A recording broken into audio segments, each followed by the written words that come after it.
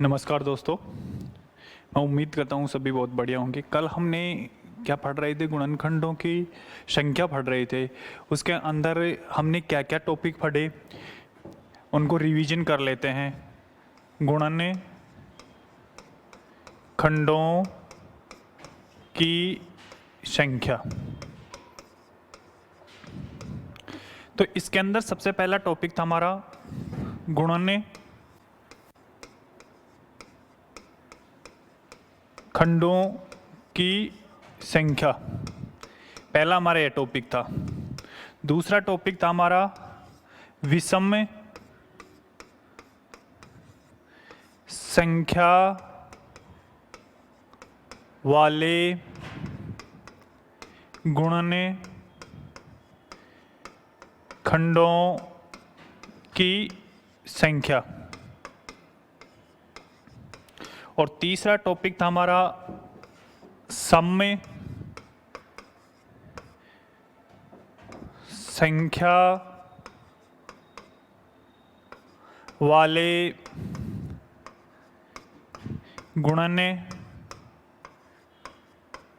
खंडों की संख्या। चौथा टॉपिक था हमारा जो ये गुणनखंड थे जितने भी हमने ज्ञात किए थे उनके योग। तो गुणन खंडों के योग। पांचवा टॉपिक हमारा था जैसे हमने योग, फिर विषम गुणनखंडों का योग, विषम गुणन खंडों का योग। और छठा टॉपिक था हमारा सम गुणन खंडों का योग। तो यहाँ पे कौन सी संख्या थी? गुणनखंडों की संख्या कैसे ज्ञात करते थे? कोई भी नंबर था, जैसे नंबर n था और उसका गुणनखंड किस रूप में था? अभाज्य संख्या के रूप में हम उस संख्या का गुणनखंड करते थे। तो जैसे x की पावर m गुणा y की पावर n गुणा z की पावर p। मतलब x y z क्या है? अभाज्य संख्या है। m x की पावर है, y n की पावर है और z की पावर p है। तो इसमें कैसे ज्ञात करते थे गुणनखंडों की संख्या? तो यहाँ पे पावर कितनी है x की? m। तो m के अंदर एक जोड़ देते थे, m प्लस 1 ब्रैकेट, फिर n plus 1 bracket, p plus 1। इनका जो गुणनांक होता था वो क्या था? हमारा गुणनखंडों की संख्या आ जाती थी। दूसरा टॉपिक था हमारे विषम संख्या वाले गुणनखंडों की संख्या। तो विषम गुणनखंड कब आएंगे? जब कोई नंबर n था, यहाँ पे बता देता हूँ, जब कोई नंबर n, दो प्रकार के नंबर हो सकते थे, n1 और n2। तो यहाँ पे क्या था? 2 की पावर m गुणा x की पावर n गुणा y की पावर p। तो और यहाँ पे दूसरा नंबर क्या था? x की पावर m गुणा y की पावर n गुणा z की पावर p। ठीक। तो यहाँ पे क्या था? जैसे दो नंबर इस प्रकार के थे कि एक में तो 2 मौजूद हो, दूसरे में 2 मौजूद नहीं है। जब इस संख्या के अंदर अभाज्य संख्या 2 हो तो उसका विषम गुणनखंड कितना आता था? तो यहाँ पे इसकी पावर, यहाँ पे m है ना, इसके स्थान पर कितना लेंगे हम? 1 लेंगे। और यहाँ पे n प्लस 1 और दूसरा p प्लस 1। मतलब जो अगला मान था जैसे था वैसे के वैसे उतार दिया, लेकिन 2 वाले स्थान पर कितने लेंगे हम? 1। ये क्या ज्ञात हो जाएगा? हमारे विषम गुणनखंडों की संख्या ज्ञात हो जाएगी। और सम गुणनखंडों की संख्या इससे ही। तो यहाँ पे विषम गुणनखंड के लिए क्या करेंगे हम? यहाँ पे क्या लेंगे हम? ओनली m लेंगे। जैसे हम संख्या m प्लस 1 लेते हैं ना, उसमें एक तो किसके लिए चला जाएगा? विषम के लिए चला जाएगा। और m किसके लिए आ जाएगा? सम संख्या के लिए आ जाएगा। और अगले नंबर उसी प्रकार उतार देंगे, जैसे n प्लस 1 और p प्लस 1। तो तो ये कौन से नंबर आ जाएंगे, सम गुणनखंडों की संख्या आ जाएगी। यहाँ पे कौन से आ जाएंगे, विषम गुणनखंड की संख्या आ जाएगी। अगर वो इस रूप में है, उसके अंदर अभाज्य संख्या 2 नहीं है और उसके अलावा अन्य कोई भी अभाज्य संख्या हो सकती है, 5, 3, 7, 11, 13, 17, 19, उनमें से कोई भी नंबर हो सकता है, लेकिन 2 नहीं होगा। तो यहाँ पे विषम गुणनखंडों की संख्या क्या आएगी, m+1 और n+1 और p+1। और सम गुणनखंडों की संख्या यहाँ पे क्या आएगी, 0 आएगी। तो यहाँ तक आपको समझ में आ गया होगा। गुणनखंडों की संख्या क्या करेंगे, अभाज्य की संख्या होगी उसकी पावर में 1 जोड़ देंगे और उन सभी संख्याओं को हम क्या कर देंगे, गुणा कर लेंगे। विषम गुणनखंड के अंदर क्या करेंगे, जब 2 शामिल हो उसमें अभाज्य संख्या, तो 2 के स्थान पर हम कितना लेंगे, 1, और जो नंबर हैं उनके अंदर क्या करेंगे, उनकी पावर के अंदर हम 1 जोड़ देंगे और उनको आपस में गुणा कर देंगे। जब 2 नहीं हो तो तब जो कुल गुणनखंडों की संख्या होती है वो सारी क्या होगी, विषम गुणनखंड होंगे, सारे के सारे विषम गुणनखंड होंगे। तो आपको वहां पे कुल गुणनखंड पूछे तो भी वही मान आएगा और विषम गुणनखंड पूछे तो भी वही मान आएगा। और सम गुणनखंड के लिए यहाँ पे पावर कितनी है, 2 की पावर m है, तो m का m उतर जाएगा। m के साथ जो +1 आता था वो विषम गुणनखंड के लिए आ गया। और शेष मान ऐसे कैसे, जिस रूप में हम उतारते हैं ना वहां पे, जैसे 1 पावर जोड़ के हम उतारते हैं उसी रूप में यहाँ पे रख देंगे। और जहाँ पे जिस संख्या के अंदर 2 नहीं होगा उसके अंदर सम गुणनखंडों की संख्या कितनी होगी, 0 होगी। अब आगे क्या है, गुणनखंडों की संख्या का योग। गुणनखंडों की संख्या का योग कैसे आता था, जैसे कोई नंबर था, एक एग्जाम्पल वापस लेके बता देता हूँ। जैसे 12 नंबर था तो इसको लिख सकते हैं हम 3 की पावर 3 गुणा 2 की पावर 2। तो इसको हम खोलते थे जैसे 3 की पावर 0 प्लस 3 की पावर 1 ब्रैकेट 2 की पावर 0 प्लस 2 की पावर 1 प्लस 2 की पावर 0। तो अब इनको क्या कर लेंगे, गुणा कर लेंगे इनका मान रख के। तो इसका मान कितना है 1, इसका मान कितना है 3, इसका मान 1, 2, सॉरी यहाँ पे 2 आएगा, ठीक, और यहाँ पे 4। तो यहाँ इसका मान कितना आ गया हमारे पास 4, यहाँ पे 3 और 4 7। तो यहाँ पे कुल गुणनखंडों की संख्या कितनी आ गई, योग कितना आ गया 28। जो 12 कोई नंबर था उसके गुणनखंडों का योग कितना होगा 28। आपको पूछ ले कि यहाँ पे सम गुणनखंड विषम गुणनखंडों का योग, तो आप यहाँ पे क्या करोगे, इसका मान कितना आएगा 1, 2 की पावर 0 लेते हैं इसके अंदर, और नंबर जो नंबर है 0 प्लस 3 की पावर 1। यहाँ पे हम क्या करते हैं 2 की पावर 0 लेते हैं क्योंकि इसका मान 1 आता है और अन्य का मान क्या आता है, सम संख्या आता है। और सम संख्या किसी भी विषम संख्या से गुणा होगा तो वो क्या आएगा, एक सम संख्या आएगा। इसलिए अन्य 2 की पावर 1, 2 की पावर 2, 2 की पावर 3 नहीं ले सकते क्योंकि ये सारे नंबर क्या हैं, सम नंबर हैं। और ये एक नंबर क्या है, विषम नंबर है, ठीक। तो यहाँ पे मान आएगा 1 गुणा 1 प्लस 3, तो यहाँ पे मान आ गए 1 गुणा 4 बराबर 4। सेकंड, जब आपको पूछे सम में गुणनखंडों का योग, तो यहाँ पे सम गुणनखंडों के लिए होगा 2 की पावर 1 प्लस 2 की पावर 2 और 3 की पावर 0 प्लस 3 की पावर 1। अब इसके साथ जो भी संख्या गुणा में आएगी वो सारी संख्या क्या हो जाएगी, सम संख्या हो जाएगी।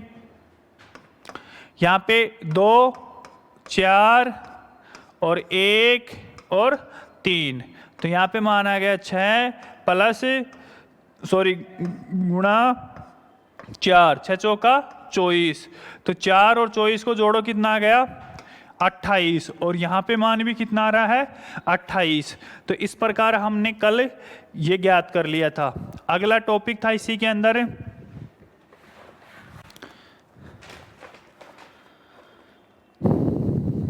गुणनखंडों का औसत ज्ञात करना।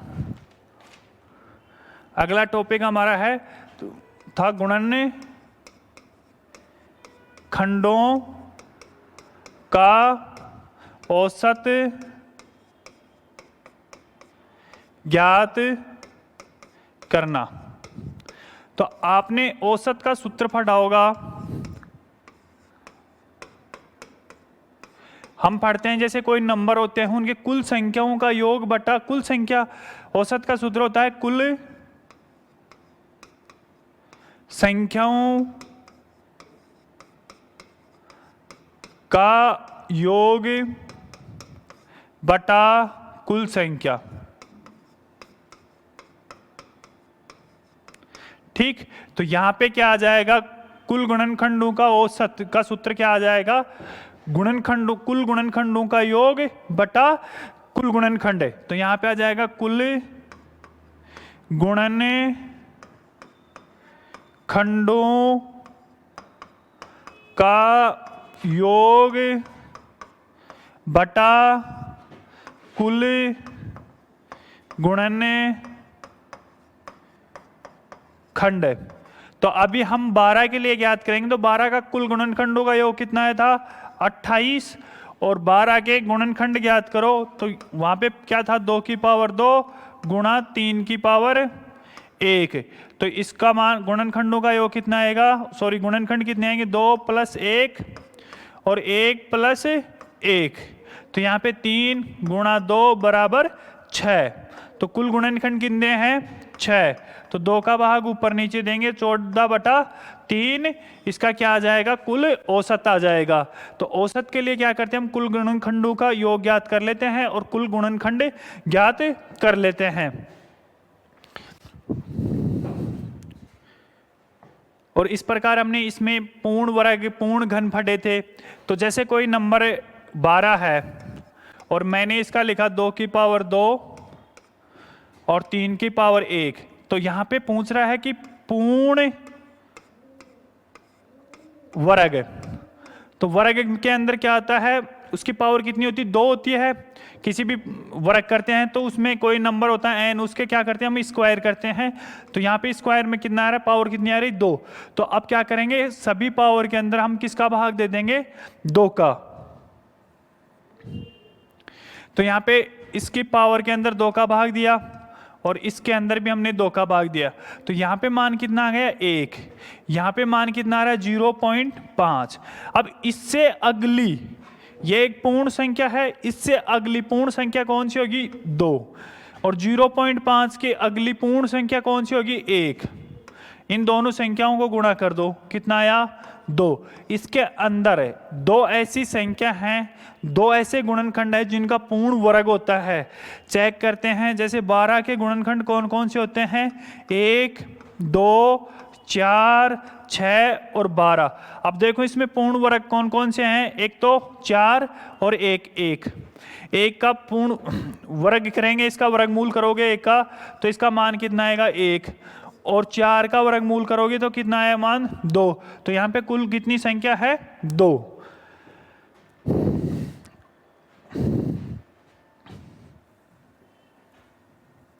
अब यहां पे चेक कर लो पूर्ण घन के लिए। तो पूर्ण घन में क्या होता है, वहां पे पावर 3 आती है, तो इनकी पावर के अंदर किसका भाग देंगे हम 3 का। तो 2/3 1/3। तो इसके अगली पूर्ण संख्या क्या होगी 1, इसकी अगली पूर्ण संख्या क्या होगी 1। तो यहाँ पे मान कितना आएगा 1। तो अभी मैंने संख्या लिखा 1 2 4 6 12। तो पूर्ण घन संख्या सिर्फ 1 है यहाँ पे। ठीक,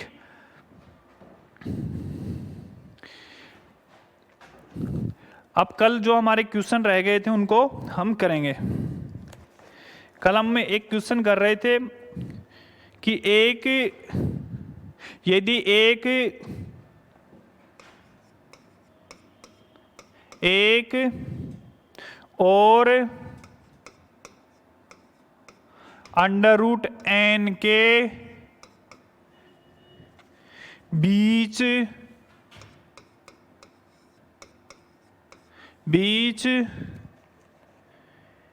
n के 23 गुणनखंड हैं, n के 23 गुणनखंड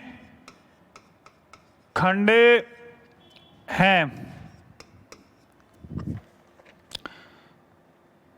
तो n के गुणनखंडों की कुल संख्या, n के कुल गुणनखंडों की संख्या। जैसे कोई नंबर इस प्रकार एक लाइन है, ठीक, यहां पे एक नंबर बीच में क्या है, √n, और फर्स्ट नंबर कौन सा है, 1। लास्ट नंबर कौन सा होता है, लास्ट सबसे बड़ा गुणनखंड कौन सा होता है, खुद स्वयं संख्या होती है। इनके बीच में कुल गुणनखंड कितने हैं, 23। तो इनके बीच में 23 हैं, तो इनके बीच में कितने होंगे, 23 ही। क्यों, हमने पढ़ा था कि अभाज्य संख्या के गुणनखंड कुल कितने होते हैं, विषम संख्या होती है। तो हमने देखा था कि जितने नंबर इस साइड में होंगे उतने नंबर इस साइड में होंगे, ठीक। तो यहाँ पे विषम संख्या जब भी आएगी, जब जितने इस साइड में होंगे उतने ही इस साइड के अंदर होंगे। तो यह बोल रहा है कि इसके अंदर कितने हैं, 23, और इस साइड में भी 23, तो दोनों को जोड़ देंगे, कितना आ गया, 46। अब इनके बीच में लास्ट में कितना रह गया, 1, बीच में आ गया √3, और इस लास्ट में कितना रह गया, n। तो कुल कितने और रह गए, 3। तो यहाँ पे कुल 49 गुणनखंड हैं। तो आप क्या करोगे, यहाँ पे बीच में दे रखा है, इन नंबरों को जोड़ दोगे और इसके अंदर कितना जोड़ दोगे आप, 3 जोड़ दोगे। इससे अगला प्रश्न है, यदि उन गुणनखंडों का गुणनफल जो शुरुआत से 5वें और 7वें स्थान पर हैं तो संख्या n के बराबर है, तो n के कितने गुणनखंड हैं। तो लिख लो प्रश्न, यदि उन गुणनखंडों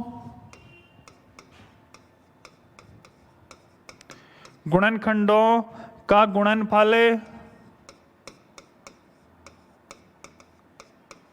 गुणनफल जो शुरुआत से 5वें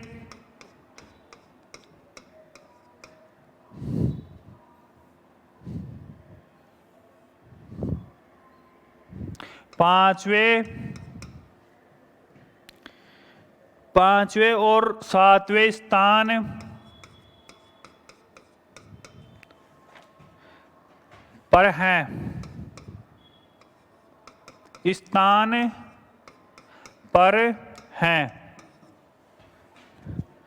पर हैं, तो संख्या n के बराबर है, तो n के कितने 5वें और 7वें स्थान पर हैं और n के बराबर हैं, मतलब इनका गुणनफल क्या है, n के बराबर हैं। तो n के कुल गुणनखंड हैं, तो कुल गुणनखंड ज्ञात करवा रहा है। तो आपको बता दूं, जैसे ये कोई एक लाइन है, इस पे क्या है, n कोई नंबर, उसके कुल गुणनखंड हैं। यहाँ पे 1, 2, 3 स्थान है, ये हैं स्थान नंबर, 4, 5, 6, 7, 8, और इस प्रकार ये क्या है, कोई नंबर है, वहां पे क्या है, n। तो इसमें बोल रहा है कि 5 और 7 को गुणा करने पर, 5 और 7 को गुणा करने पर नंबर कितना है, n। कितना नंबर आ जाए, स्वयं संख्या।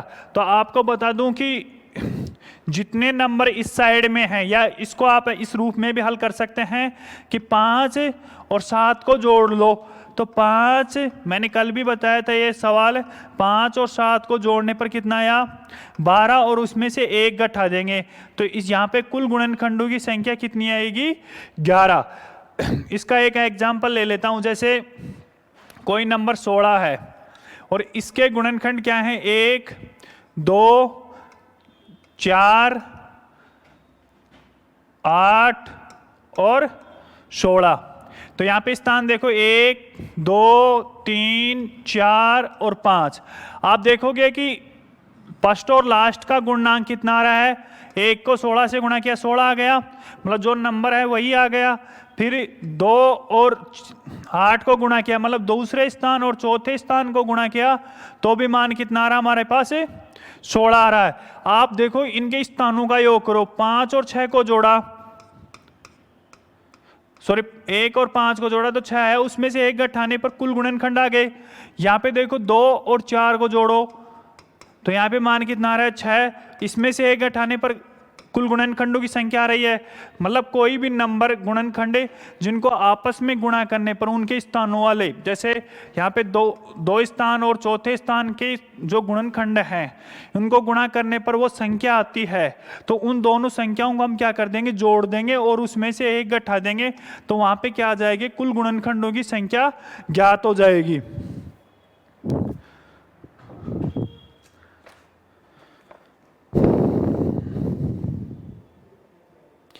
अगला प्रश्न है इसमें, यदि उन गुणनखंडों का गुणनफल जो शुरुआत में 31वें और 33वें स्थान पर हैं संख्या n के बराबर हैं तो कुल गुणनखंडों की संख्या ज्ञात कीजिए। इसमें बोल रहा है कि यदि किसी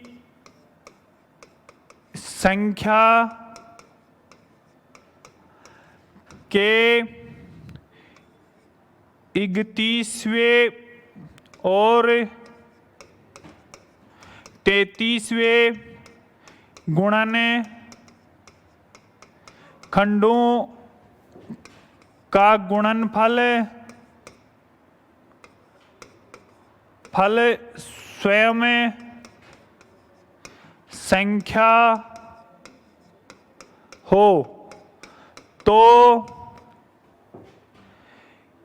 उस संख्या के कुल गुणनखंडों की संख्या है।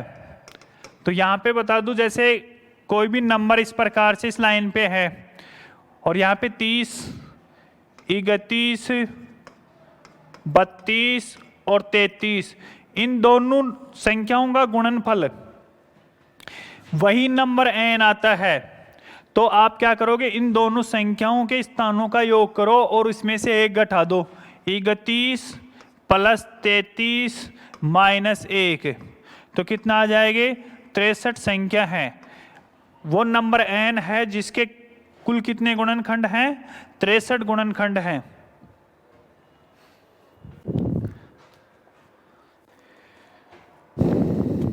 इससे अगला प्रश्न है,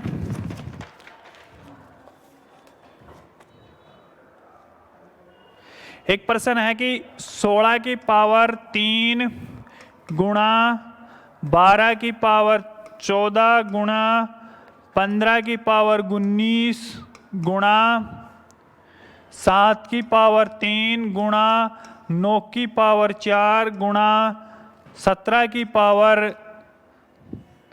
3 के कुल अभाज्य गुणनखंड के कुल अभाज्य गुणनखंड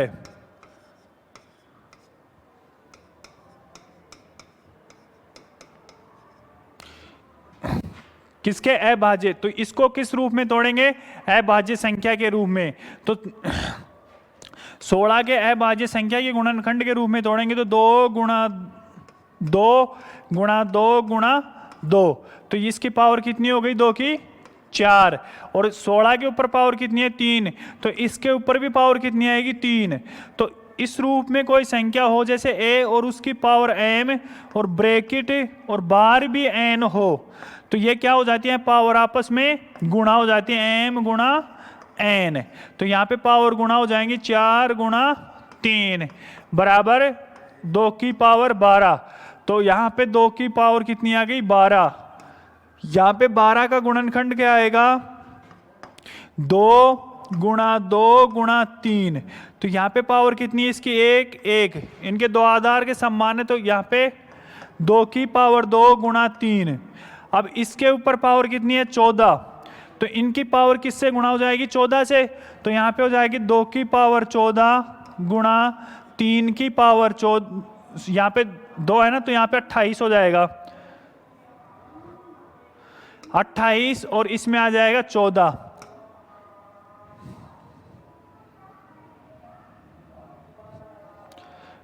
और 15 के अंदर भी 2 अभाज्य संख्या है, तो 2 अभाज्य संख्या कौन कौन सी है? एक तो 3 है, उसकी पावर 19, और दूसरी 5 है, तो यहाँ पे भी 19।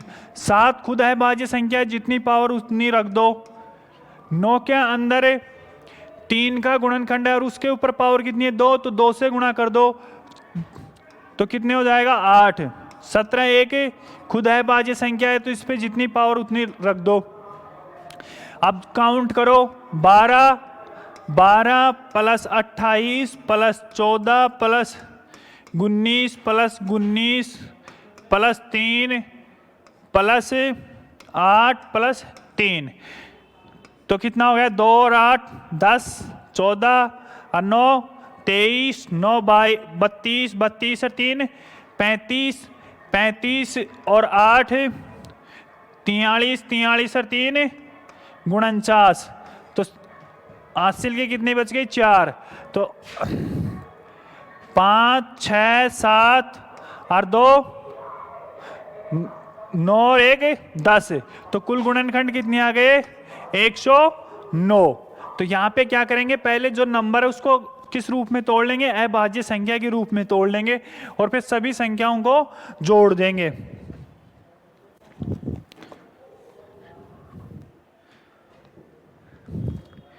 अब एक इसमें ही अलग टॉपिक है, प्रतिलोम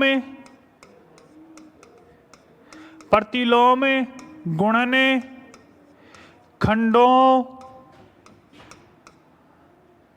का योग। जैसे कोई नंबर में ले लिया 6, और 6 नंबर के गुणनखंड कौन कौन से हैं? 1 2 3 और 6। इन गुणनखंडों के प्रतिलोम का योग कितना है? तो आप क्या करोगे? इसका प्रतिलोम लिखो, 1/1 प्लस इसका 1/2 प्लस 1 के बटा में चला जाएगा। इसका प्रतिलोम क्या होता है? बटा के अंदर 1 चला जाता है, सॉरी वो संख्या खुद चली जाती है। 1/3 प्लस 1/6। प्रतिलोम का मतलब होता है जैसे कोई नंबर 2, उसको ऐसे नंबर से गुणा करो कि उसका मान कितना आ जाए? 1। तो यहाँ पे हम 1/2 से गुणा करेंगे तो क्या आ जाएगा? उसका मान 1 आ जाएगा, 2 से 2 कट जाएगा। ठीक है, तो प्रतिलोम का मतलब होता है कि जैसे यहाँ पे 2 है, तो 2 का प्रतिलोम क्या होगा? इसको ऐसे नंबर से गुणा करो कि उसका मान कितना आ जाए? 1। अब यहाँ पे देखो एलसीएम कितना आ रहा है? हम एलसीएम ले लिया यहाँ पे 6।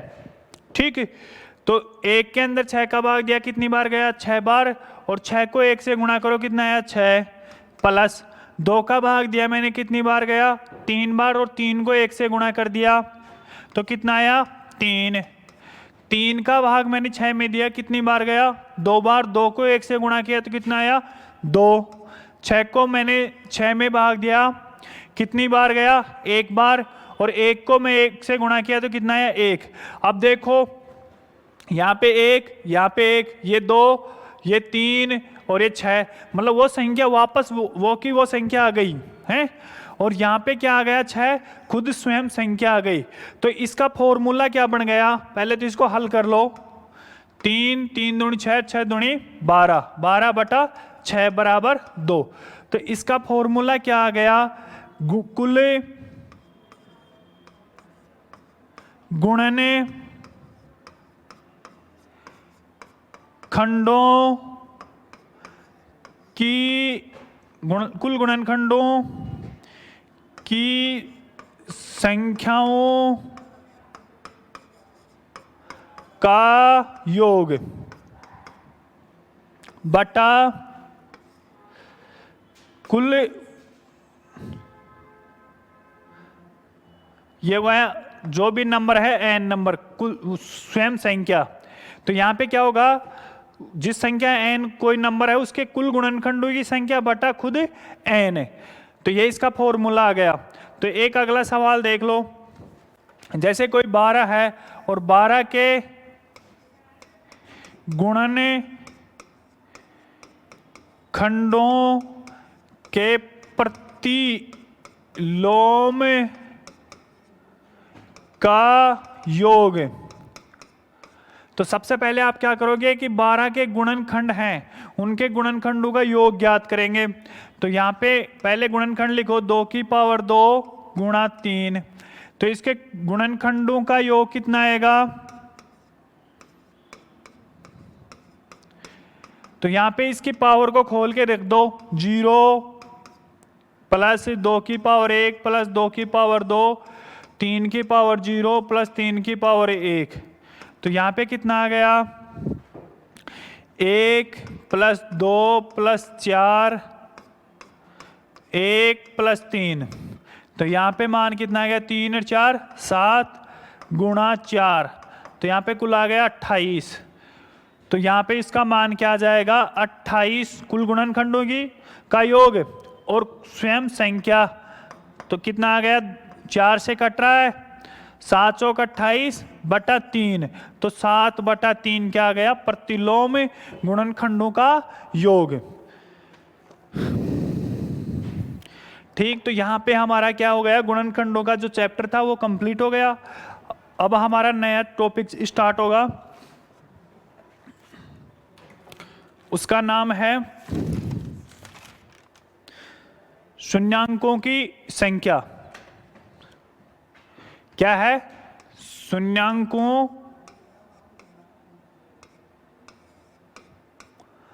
की संख्या।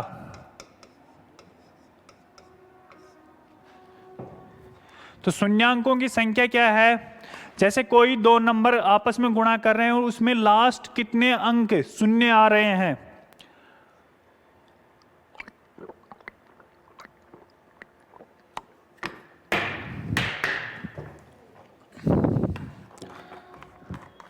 जैसे मैंने एक नंबर ले लिया 10, तो यहाँ पे शून्यांकों की संख्या कितनी है? 1। जैसे मैंने कोई नंबर ले लिया 100, तो यहाँ पे शून्यांकों की संख्या कितनी है? 2। जैसे मैंने ले लिया 210, तो यहाँ पे शून्यांकों की संख्या कितनी है? 1। इसी प्रकार जैसे कोई नंबर मैंने ले लिया 2 गुणा 3 और आपको पूछे कि यहाँ पे शून्यांकों की संख्या क्या है, तो आप इनको गुणा करो, 2 दूनी 6। तो यहाँ पे कोई शून्यांक नहीं मिल रहा है। फिर अगला नंबर 2 गुणा 4, तो यहाँ पे गुणा किया कितना आया? 8। यहाँ पे भी लास्ट में कोई शून्य नहीं आ रहा है। इसी प्रकार 2 गुणा 5, तो यहाँ पे कितना आ रहा है? 5 दूनी 10, तो कितना शून्य आया? 1। इसी प्रकार 2 यहाँ पे 4 गुणा 5, तो यहाँ पे कितना आया? 5 चौका 20, तो यहाँ पे भी शून्य कितना आ रहा है? 1। इसी प्रकार 8 गुणा 5, तो यहाँ पे कितना आया? 40, तो यहाँ पे भी शून्य कितना आ रहा है? 1। तो आपको बता दूं कि इसमें शून्य आ रहे हैं और इसमें शून्य नहीं आ रहे। तो शून्य कब आएंगे?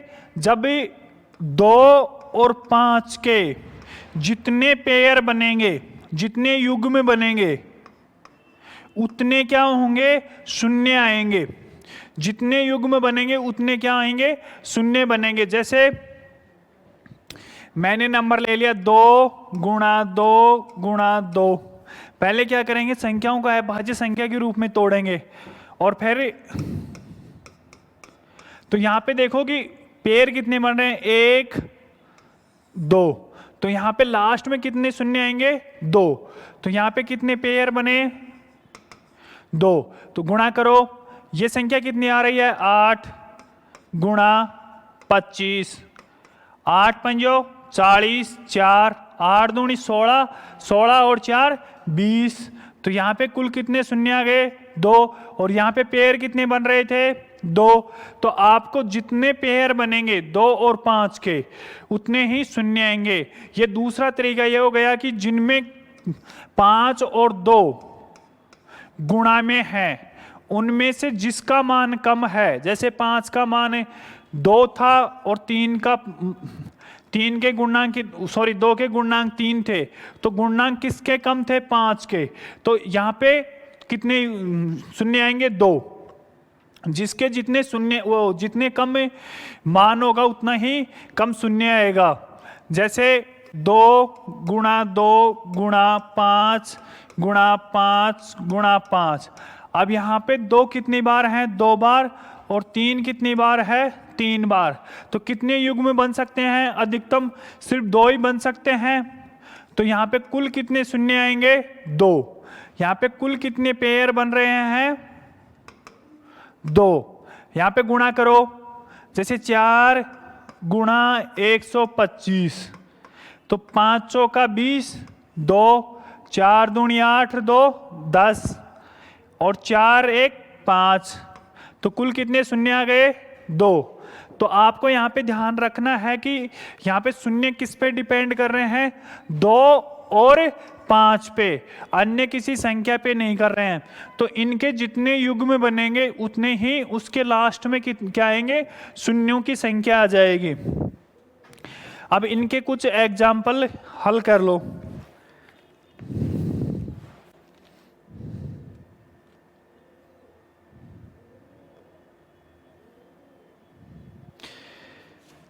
जैसे 16 गुणा 5, तो यहाँ पे 5 कितने? 1 और 2 कितने हैं इसके अंदर? 4। 2 कितने हैं? 4 और 5 कितने हैं? मैं यहाँ पे लिख दूँ 2 और 5 अलग अलग। तो इसकी संख्या कितनी है? 2 की। 4 और 5 की संख्या कितनी? 1। तो यहाँ पे शून्य की संख्या कितनी आएगी? 0 की संख्या कितनी आएगी? 1। तो 0 कितने आएंगे? 1। अगला प्रश्न है 32 गुणा 5। तो यहाँ पे देखो 2 की संख्या कितनी है? 5। आप यहाँ पे लिखोगे तो यहाँ पे आएगा 2 की पावर 5 गुणा 5 की पावर 1। तो 5 की संख्या कितनी है? 1। तो यहाँ पे युग्म कितने बन सकते हैं? सिर्फ 1। तो शून्य की संख्या कितनी आएगी? 1। शून्य की संख्या कितनी आएगी? 1। इसी प्रकार अगला उदाहरण है हमारा 2 गुणा 25। तो आप यहां देखो कि 2 की पावर कितनी है? 1 और 5 की पावर कितनी है? 2। तो यहाँ पे 2 की संख्या 1 और 5 की संख्या कितनी है? 2। तो यहाँ पे युग्म में कितने बन सकते हैं? अधिकतम सिर्फ 1। तो शून्य की संख्या कितनी आएगी? 1। इससे अगला प्रश्न हमारा 4 गुणा 125। तो यहां पे देखो 2 की पावर 2 गुणा 5 की पावर 3, मतलब 2 की संख्या कितनी आ रही है? 2 और 5 की संख्या कितनी आ रही है? 3। तो इसमें युग्म पेयर कितने बन सकते हैं? पेयर कितने बन सकते हैं? कुल 2। तो 0 की संख्या कितनी आएगी? ओनली 2 आएगी। तो यहाँ पे क्या देखा गया कि 2 और 5 के जितने युग्म बनेंगे उतने ही वहां पे लास्ट में 0 आएगा।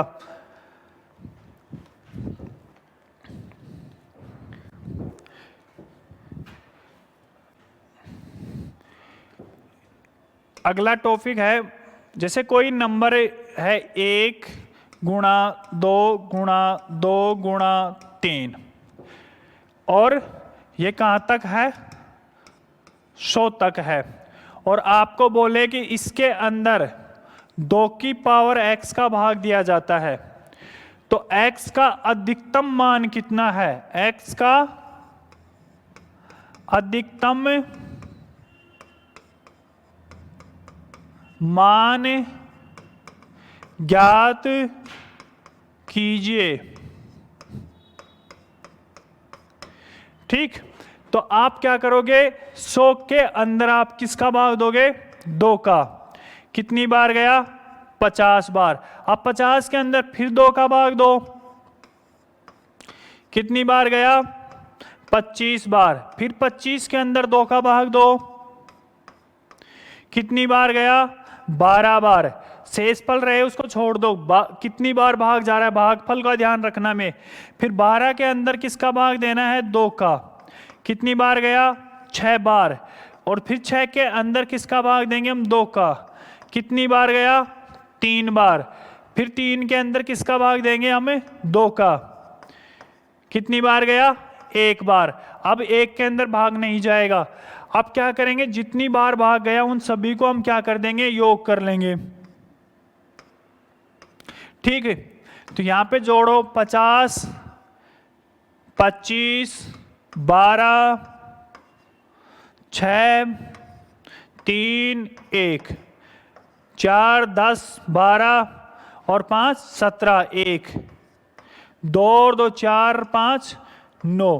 तो कुल कितने इसके अंदर कितने पेयर बन? यहाँ पे 2 की, यहाँ पे 2 की पावर कितनी आ जाएगी? 97। x का मान कितना आ गया? 97। मतलब ये संख्या किससे विभाजित हो जाएगी? लास्ट अधिकतम बड़ी से बड़ी संख्या किससे विभाजित होगी? 2 की पावर 97 से ये संख्या पूरी क्या हो जाएगी? विभाजित हो जाएगी। बड़ी से बड़ी, वैसे तो छोटी से छोटी 2 से विभाजित हो रही है, लेकिन हमने क्या करना है? हमें बड़ी से बड़ी संख्या याद करनी है। तो वो किससे विभाजित हो जाएगी?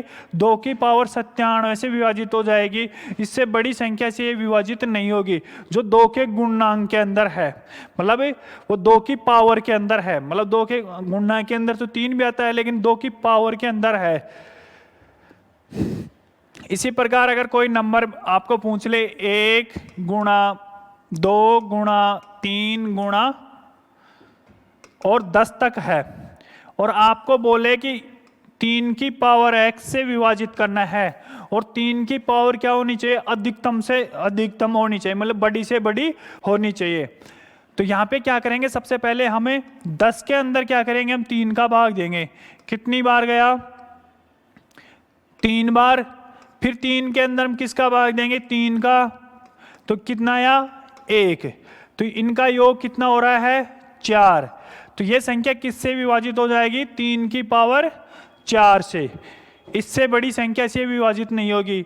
तो चेक कर लो इसको। जैसे मैं लिखूं 1 गुणा 2 गुणा 3 गुणा 4 गुणा 5 गुणा 6 गुणा 7 गुणा 8 गुणा 9 गुणा 10।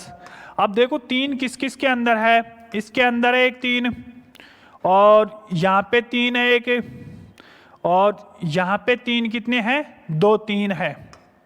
तो कुल कितने हो गए? 1 2 3 और 4। तो यहाँ पे मान कितना आ जाएगा? 3 की पावर 4 आ जाएगा। और यहाँ पे भी मान कितना आ रहा हमारा? 3 की पावर 4 आ रहा है। ये सभी सारे संख्या क्या है? गुणा के अंदर ही तो हैं। ये सारी संख्या गुणा के अंदर ही है। तो इसका मान क्या बन रहा है? अधिकतम 3 की पावर 4। इससे अगला नंबर जैसे 1 गुणा 2 गुणा 3 गुणा 4 गुणा और 20 तक, और इसके अंदर 5 की पावर x का भाग देते हैं।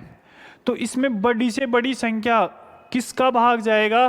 जो x का मान कितना होना चाहिए? अधिकतम होना चाहिए। x का मान अधिकतम होना चाहिए। यहाँ पे x की पावर क्या होनी चाहिए? बड़ी से बड़ी होनी चाहिए। तो इसको किस रूप से ज्ञात करेंगे? हमें 5 का भाग जो बड़ी से बड़ी संख्या है उसके अंदर क्या करेंगे? हम भाग देंगे। तो 20 के अंदर मैं किसका दूंगा? 5 का भाग दूंगा। तो कितनी बार गया? 4 बार। अब 4 के अंदर 5 का भाग नहीं जाएगा, तो यहाँ पे जो बड़ी से बड़ी संख्या है वो क्या होगी? 5 की पावर 4 होगी। ठीक, यहां तक आपको समझ में आ गया होगा कि कोई इस रूप में कंटिन्यू गुणा हो, क्रमागत गुणा हो, और उसमें किसी संख्या की पावर का भाग दिलाता है, और वहां पे पूछता है कि इसकी पावर अधिकतम कितनी आएगी, तो आप क्या करोगे? उस संख्या का लास्ट संख्या के अंदर भाग दोगे। फिर जो भागफल आएगा फिर उसमें भाग दोगे, फिर जो भागफल आएगा उसमें भाग दोगे, जब तक भाग देंगे जब तक वो संख्या उस संख्या से छोटी न हो जाए। जैसे 5 से छोटी 4 हो गई, अब यहाँ पे हम इस 4 के अंदर भाग नहीं दे सकते। ठीक है, तो यहाँ पे अब उन सभी नंबरों को, भागफलों को क्या कर देंगे? हमें ऐड कर देंगे और उसकी पावर बन जाएगी। वो मान क्या हो जाएगा? एक x ज्ञात हो जाएगा।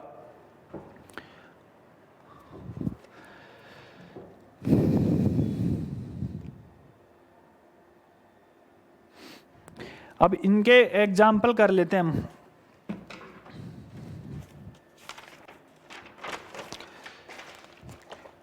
यहाँ पे पहला एग्जाम्पल लेते हैं हमें 240 गुणा 31,000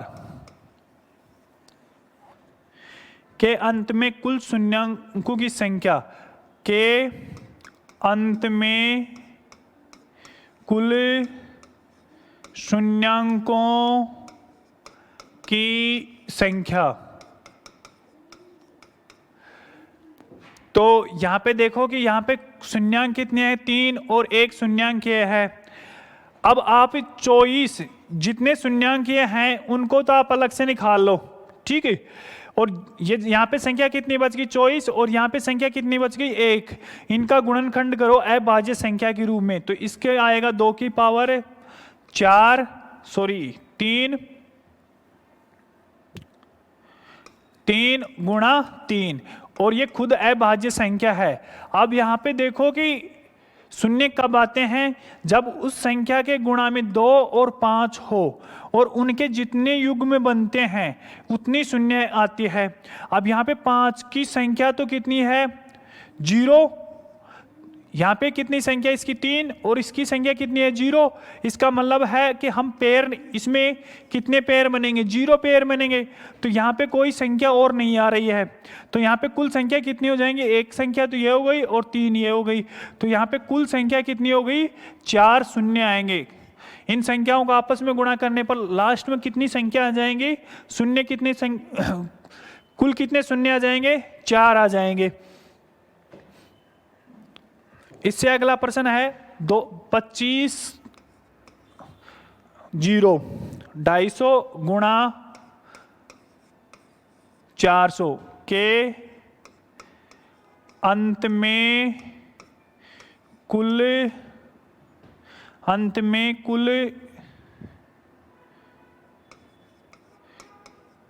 जीरो की संख्या ज्ञात कीजिए।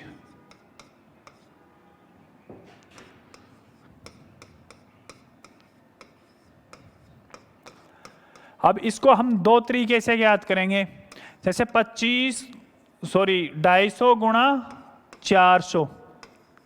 तो एक तो तरीका क्या है, जितने लास्ट में शून्य है उनको अलग कर लो। तो यहाँ पे 1 और 2 यहाँ पे हैं, तो कुल शून्य 3 तो आ गए। अब जो संख्या बच गई जैसे 25 और 4, इनके गुणनखंड करो 5 की पावर 2 गुणा 2 की पावर 2। तो यहाँ पे 5 और 2 के कितने पेयर बन रहे हैं 2, तो 2 शून्य यहाँ से और आ जाएंगे। तो यहाँ पे कुल शून्य की संख्या कितनी हो जाएगी 5। ठीक, एक तरीका तो ये है। दूसरा तरीका, अब इस पूरी संख्या का ही गुणनखंड कर देते हैं। तो इस पूरी संख्या का गुणनखंड कितना आएगा 5 की पावर 3 गुणा 2 और इस संख्या का कुल गुणनखंड कितना हो जाएगा 2 की पावर 2 गुणा 2 की पावर 2 गुणा 5 की पावर 2। ठीक, अब इनके पेयर बनाओ। तो यहाँ पे 5 की पावर 3 है और यहाँ पे 5 की पावर 2 है, तो 5 की पावर कितनी है, कुल 5 है और 2 और 2 4 1 5, इनकी संख्या भी कितनी है 5। तो कुल पेयर कितने बन सकते हैं 5 पेयर बन सकते हैं। तो मतलब लास्ट में कुल कितने जीरो आएंगे, जितनी पेयर बनेंगी उतनी ही शून्य आएंगे। तो यहाँ पे भी 5 आएंगे, तो कुल कितने आएंगे 5 और यहाँ पे भी कुल कितने आ रहे थे 5। तो यहाँ पे थोड़ा लंबा गुणनखंड हो जाएगा। तो जो शून्य आ रहे हैं उनको तो आप निकाल लो पहले, और जो बची संख्या उनके गुणनखंड कर लो और उनके जितने पेयर बनते हैं वो जितने पेयर और बनते हैं उनको और ऐड कर दो। अगला प्रश्न हमारा 50 गुणा 1600, इसके अंत में कुल कितने शून्य होंगे। तो इसको निकालो।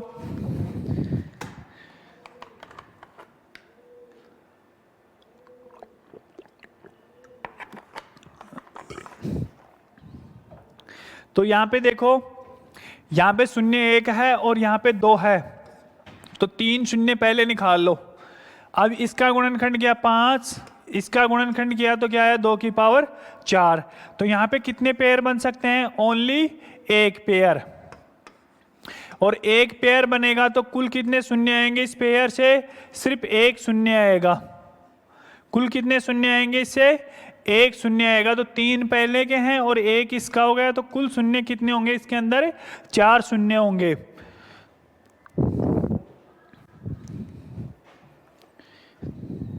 इससे अगला प्रश्न हमारा 37 गुणा 31 गुणा 67 गुणा 45 गुणा 81 गुणा 40। यहां पे देखो किसी संख्या के लास्ट में 0 है, एक संख्या के लास्ट में 0 है, तो एक निकाल लो पहले। अब अच्छी संख्याओं का गुणनखंड करो तो 37 एक अभाज्य संख्या है, 31 भी और 67 भी, तो इनके तो गुणनखंड नहीं हो सकते। इसके करो तो 3 की पावर 2 गुणा 5, इसके 3 की पावर 4, यहाँ पे 4 है तो 4 की पावर 2। अब हमें तो पेयर किसके बनाने? 5 और 2 के। तो यहाँ पे देखो 5 और 2 के पेयर कितने बनेंगे? 5 की पावर 1 है और यहाँ पे कितनी है पावर 2, तो यहाँ पे एक पेयर बनेगा। कितने पेयर बनेंगे? एक। तो यहाँ पे शून्य की संख्या कितनी होगी? 1। तो एक पहले थी और एक और हो गई, तो यहाँ पे कुल लास्ट में अंत में कुल कितने शून्य होंगे? 2 शून्य होंगे।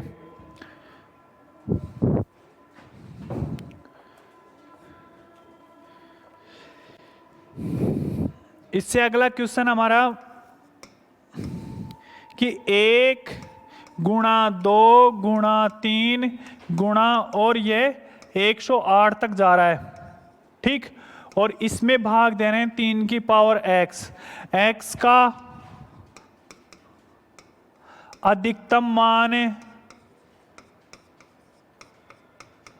मान ज्ञात कीजिए।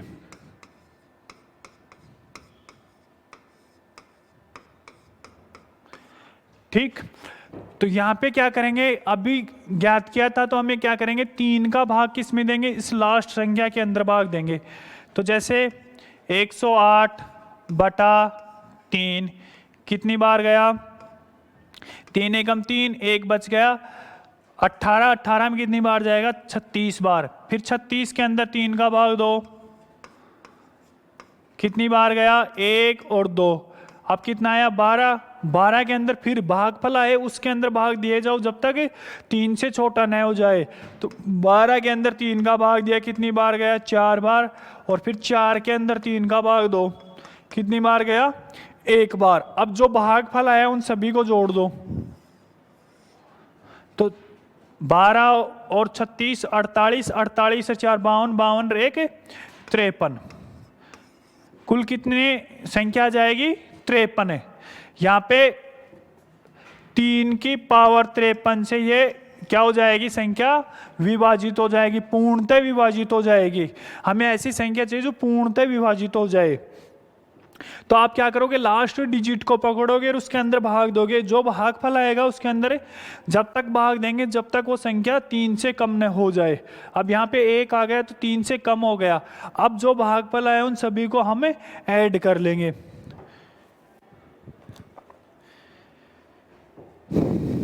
एक अगला प्रश्न हमारा 3 की पावर 123 माइनस 3 की पावर 122 माइनस 3 की पावर 121 और ब्रैकेट फिर बाहर 2 की पावर 121 माइनस 2 की पावर 120 माइनस 2 की पावर 119। और पूछ रहा है कि इसके अंत में कुल कितने शून्य हैं? के अंत में कुल 0 कितनी है?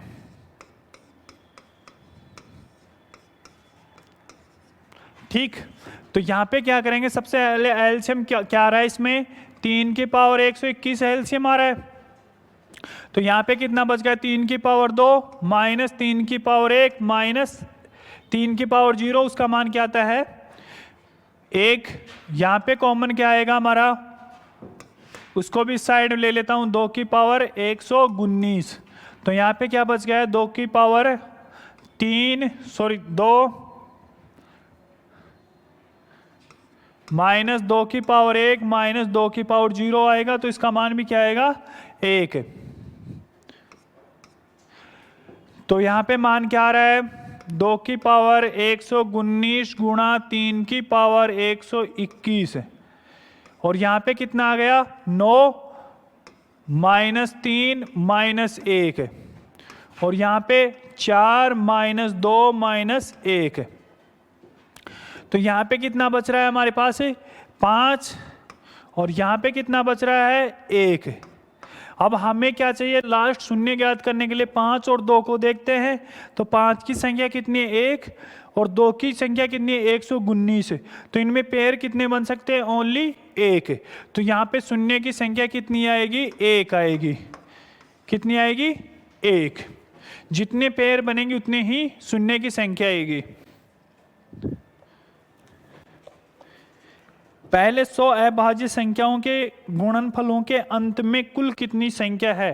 मतलब फर्स्ट की जो 100 अभाज्य संख्या, जैसे फर्स्ट संख्या 2 गुणा 3 गुणा 5 गुणा 7 गुणा 11 गुणा 13 और इस प्रकार से कुल कितने 100 अभाज्य संख्या।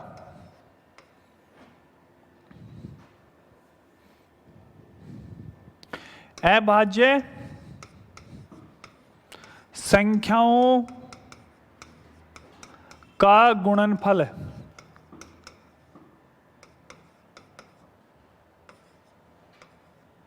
फल में अंत में शून्य की संख्या, मतलब शून्य की संख्या कितनी है। तो आप देखोगे कि अभाज्य संख्या आ रही हैं। अब जितनी भी अभाज्य संख्या है उनके गुणनखंड तो हो नहीं सकते। तो हम क्या करते हैं, जब भी कोई संख्या के शून्य ज्ञात करते हैं तो 2 और 5 के पेयर बनाते हैं। तो यहाँ पे देखो 2 और 5 सिर्फ एक पेयर बना सकता है। इससे आगे कोई भी 2 और 5 आपको नहीं मिलेंगे। ठीक, यहाँ पे 100 नहीं है, 100 अभाज्य संख्या है। ठीक है ना, तो अभाज्य संख्या है तो यहाँ पे सिर्फ ओनली एक पेयर बनेगा। तो इनके गुणा करने पर लास्ट में ओनली एक 0 आएगा। कितना आएगा, लास्ट में एक 0 आएगा। आप कितनी भी संख्या ले लो, यहाँ पे 10 ले लो, 100 ले लो, 1000 ले लो, 2000 ले लो, 20 ले लो, कितनी भी संख्या लोगे आपका पेयर कितना बनेगा, एक ही बनेगा। क्योंकि इन अभाज्य संख्याओं के गुणा के अंदर 2 और 5 ओनली कितनी बार आएंगे, एक बार आएंगे।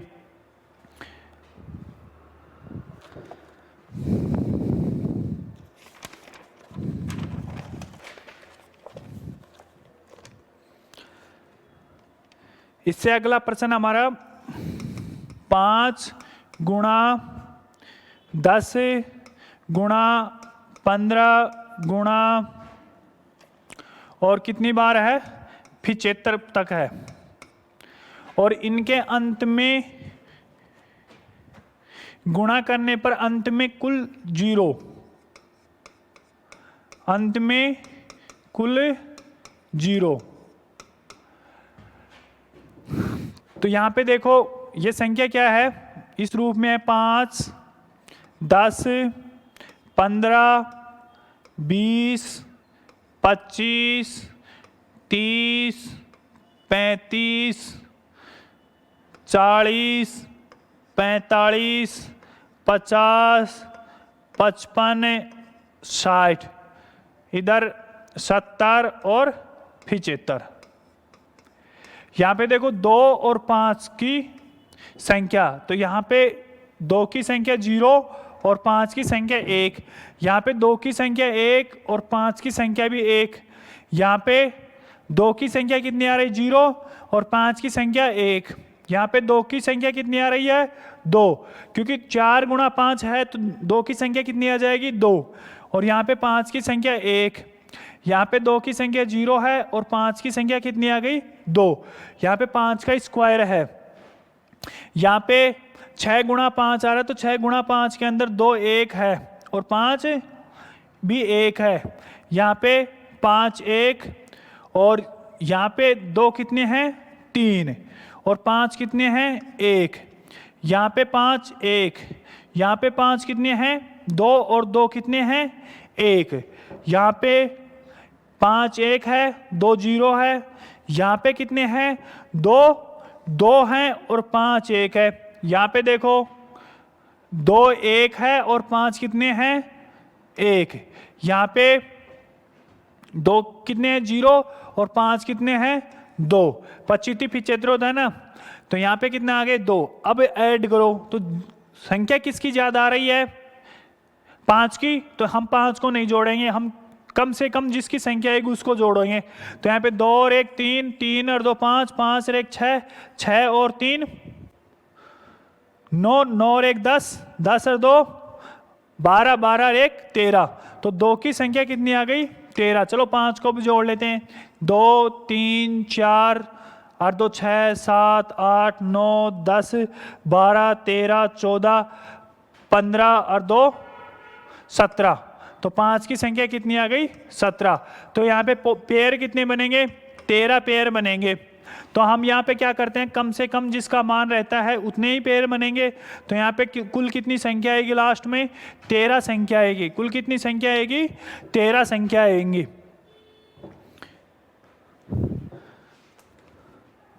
इससे अगला प्रश्न हमारा 2 गुणा 4 गुणा 8 और इस प्रकार से 100 तक है। कितनी संख्या तक है 100 तक है।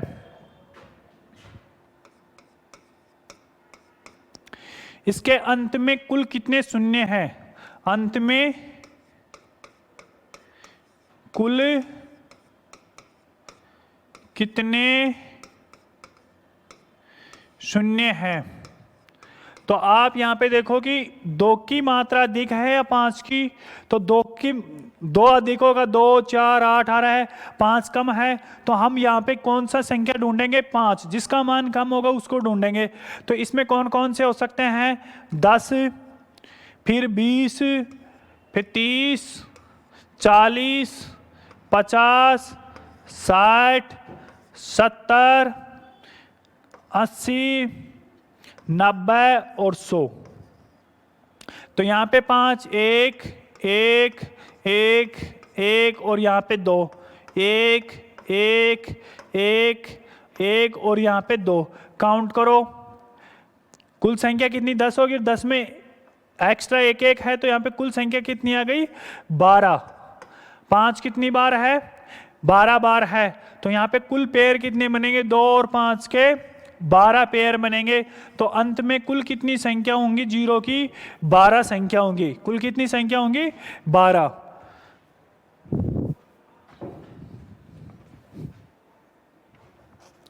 इससे अगला प्रश्न है 1 गुणा 3 गुणा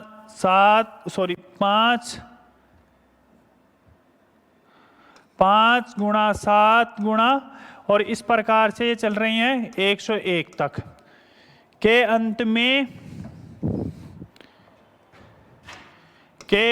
में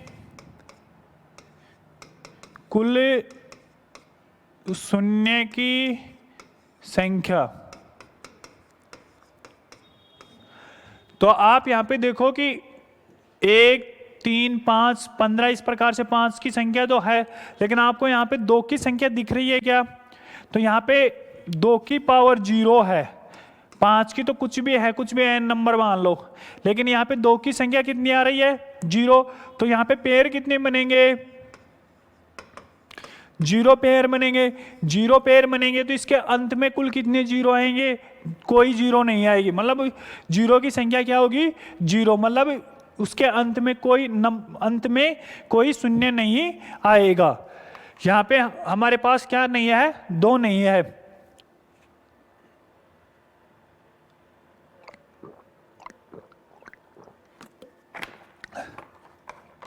इस प्रकार के गुणांक हो, गुणा हो, उसमें हम क्या देखते हैं, 2 और 5 को देखते हैं।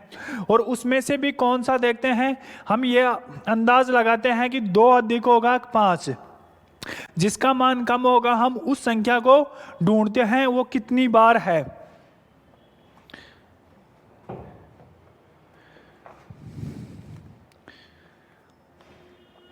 इससे अगला प्रश्न है 1 गुणा 3 गुणा 5 गुणा 7 गुणा और अंतिम नंबर है 101 गुणा 1024 के अंत में जीरो की संख्या।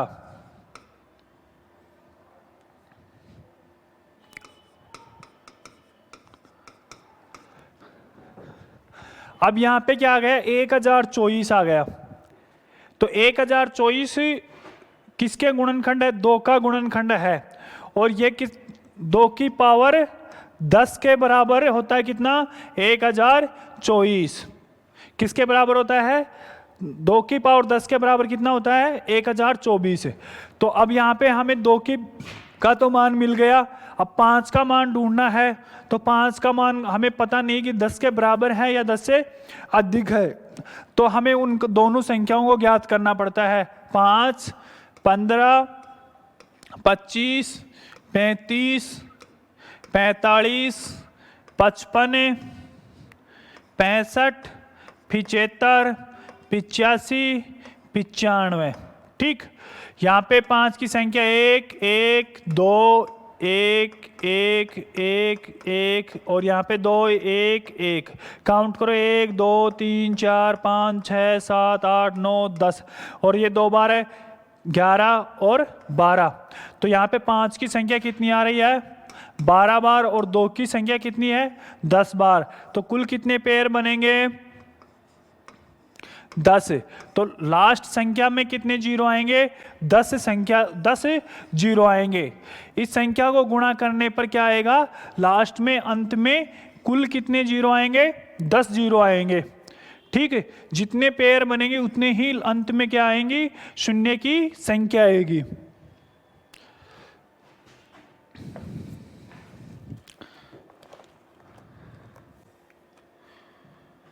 इससे अगला प्रश्न हमारा 1 गुणा 2 गुणा 3 गुणा 4 और लास्ट नंबर हमारा 100 के अंत में कुल शून्य की संख्या के अंत में कुल शून्य की संख्या। तो मैं यहाँ पे बता सकता हूँ कि 2 का मान ज़्यादा होगा किससे, 5 से। तो हम क्या करेंगे, मान किसका निकालने, 5 का। तो 5 का निकालने के लिए हम क्या करेंगे, 100 के अंदर 5 का भाग दूंगा। कितनी बार गया, 40 बार। ये भागफल आ गया। फिर इसके अंदर मैं 5 का भाग दूंगा। कितनी बार गया, 8 बार। फिर मैं 8 के अंदर 5 का भाग दूंगा। कितनी बार गया, 1 बार। तो यहाँ पे कुल संख्या 40, 8, 48 1 49। तो 5 की संख्या कितनी आ गई, 48। मेरे को यह पता है कि 2 की संख्या कितनी है, 48 से अधिक है। वैसे भी मैं ज्ञात करूं तो 100 के अंदर क्या करूंगा, 2 का भाग दूंगा। कितना आया, 50। फिर 50 के अंदर मैं 2 का भाग दूंगा। 50 के अंदर फिर मैं 2 का भाग दूंगा तो कितना आया, 25। तो यहाँ पे देखो पहले क्या आ रहा है, 75 मान आ रहा है। फिर आगे भाग दूंगा तो इससे बड़ी संख्या आएगी ना। तो यहाँ पे कुल पेयर कितने बनेंगे, 48। 48 पेयर बनेंगे। तो लास्ट इस संख्या के लास्ट शून्य कितने होंगे, 48 शून्य होंगे।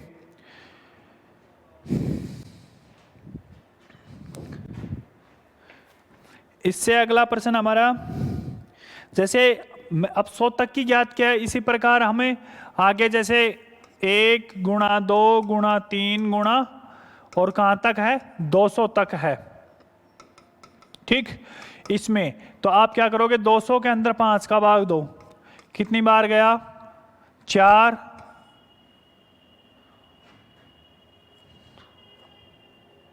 मैंने अभी गलत कर दिया है, वहाँ पे क्या था 100 का भाग मैंने 5 में दिया तो कितनी बार जाएगा 20 बार, वहाँ पे मैंने 40 लिख दिया।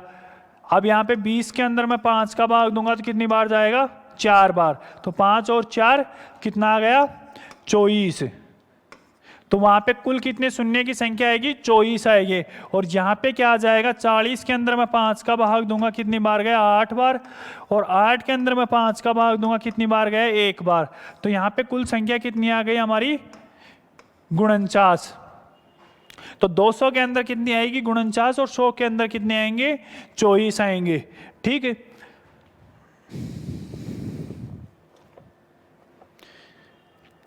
इससे अगला प्रश्न हमारा, जैसे कोई नंबर इस रूप में आ जाए 237 गुणा 238 गुणा 239 गुणा, और ये चल रहा है 718 तक, और इनमें कुल शून्यांकों की संख्या कितनी है। तो आप क्या करोगे कि हमें क्या ज्ञात करना था, कुल टोटल संख्याओं का मान ज्ञात करना था है। तो हम क्या करेंगे, इससे पहले जो नंबर हैं 236 235 इस साइड के जितने भी नंबर हैं उनके मान निकाल लेंगे और फिर टोटल निकाल लेंगे और उसमें से बाकी कर देंगे। तो सबसे पहले क्या करेंगे 718 का मान निकालते हैं। तो इसमें क्या करेंगे, हमें 5 का भाग देंगे, कितनी बार गया 1 बार, 2 बच गया 4, फिर 1 बच गया 3, फिर 143 के अंदर क्या करेंगे 5 का भाग देंगे, कितनी बार गया 2 बार, 4 बच गया 8 बार, फिर 28 के अंदर 5 का भाग दो, कितनी बार गया 5 बार, फिर 5 के अंदर 5 का दो तो कितनी बार गया 1 बार। तो कुल मान कितना आ गया 143 प्लस 28 प्लस 5 प्लस 1, तो 6 और 8 14, 14 और 3 17, 1 और 3 और 4 7 और 1 ये 177। अब क्या करेंगे 236 मतलब 237 से पहले कितने शून्य हैं उनको ज्ञात कर लेते हैं। कुल टोटल शून्य कितने हो गए इसके अंदर 177 हो गए, कितनी बार गए 4 बार, 3 बच गया, कितनी बार 7 बार, फिर 47 के अंदर 5 का भाग दो, कितनी बार जाएगा 9 बार, फिर 9 के अंदर 5 का भाग दो, कितनी बार जाएगा 1 बार। अब इन संख्याओं को जोड़ लो 47 प्लस 9 प्लस 1 तो 50 और 9 59, मतलब 237 से पहले कितने शून्य हैं 59 तो इस 59 को किस में से बाकी निकाल देंगे हमें 177 में से, तो कितना मान आ गया 17 में से 9 जाएगा तो कितना आएगा 8, 6 में से 1 118, कितना आंसर आ जाएगा 118। तो इस प्रकार ज्ञात कर सकते हो ना। पहले क्या करोगे सभी नंबरों के मतलब 1 से लेकर अंत तक ज्ञात करोगे और जो नंबर छोड़ रखे हैं उनका ज्ञात करोगे और उनको इसमें से कुल नंबरों में से घटा दोगे तो 237 से 718 तक का आपका मान ज्ञात हो जाएगा।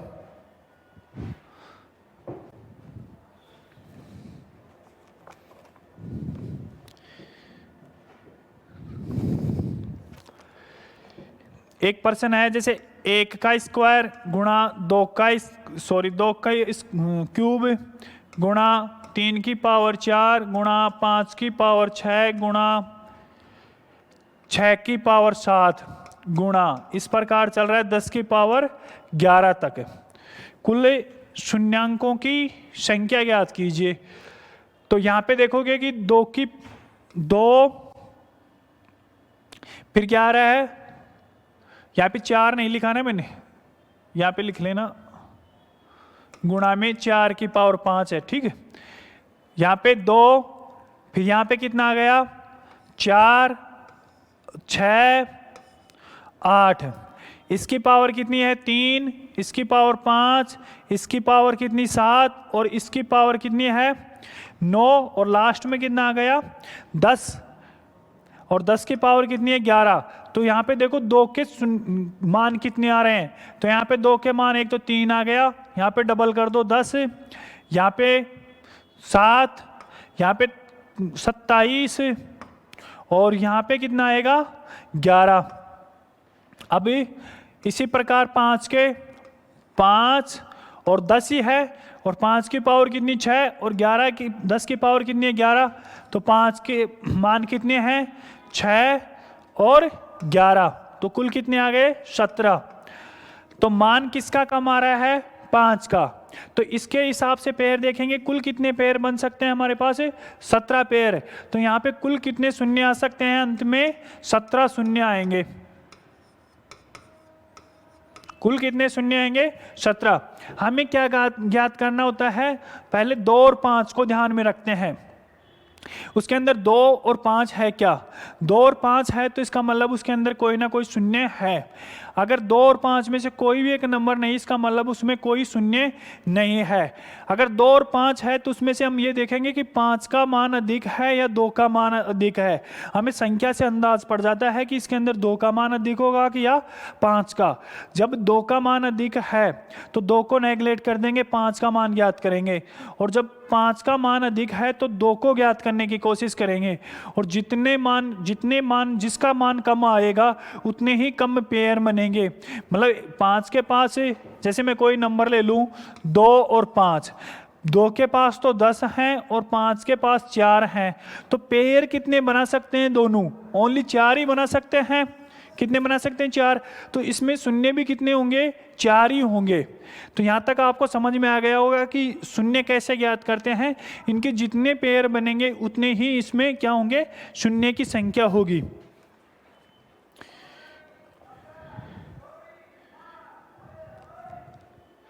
तो इस प्रकार के हमारा ये टॉपिक आज का क्लियर हो गया है।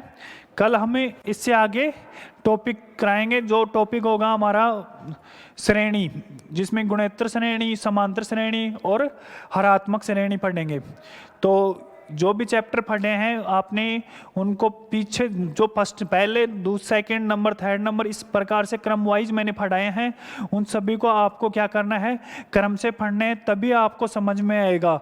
आप क्या करोगे, जैसे बीच में से 10वां नंबर का पढ़ रहे हो, 11 नंबर का पढ़ रहे हो तो आपको वो समझ में नहीं आएगा। तो आपको कहाँ से पढ़ना है, क्रम से पढ़ना है आपको। और अगला टॉपिक हमारा गुणोत्तर श्रेणी होगा। आज के लिए इतना ही। Thank you.